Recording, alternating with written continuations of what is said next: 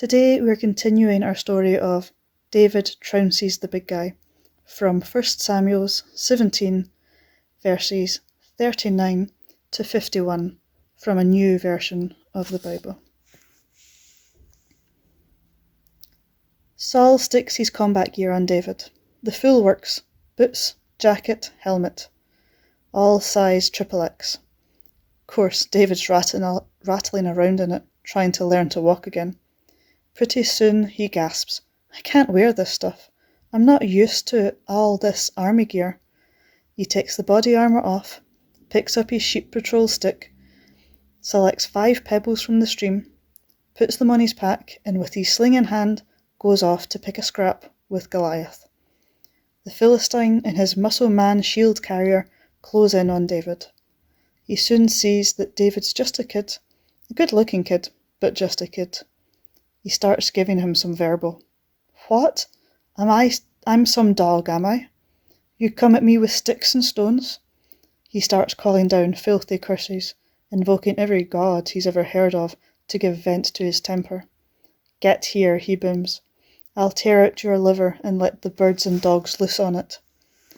David shouts straight back, "You come at me with your fancy sword and spear, but I come at you with something far more dangerous. The backing of Israel's God, who you've spent the last month ripping into with your mocking and taunting routine. Time's up, Goliath. Enough provocation. Today, God's going to hand you over to me. I'll take you down and slice off your ugly head. The birds and the dogs will get a bigger meal than you planned. Then the world will wise up to the fact that Israel's God's not to be messed with, that he doesn't need state-of-the-art weapons to look after his people.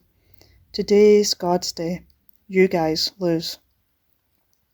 The Philistine giant lunges at David, who reaches in his bag as he rushes forward.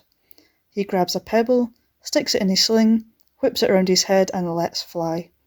The stone flies like a bullet, smacks Goliath full on the head and carries on through. It breaks through the forehead and lodges in his skull. Goliath's huge bulk collapses and lands face down in the dust.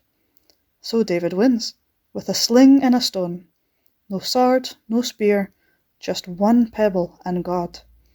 He runs over, pulls out the giant's humongous sword, and lops the lanky loser's head off. The Philistine army stands there. For a split second, too stunned to move. Seconds later, they're legging it. Amen.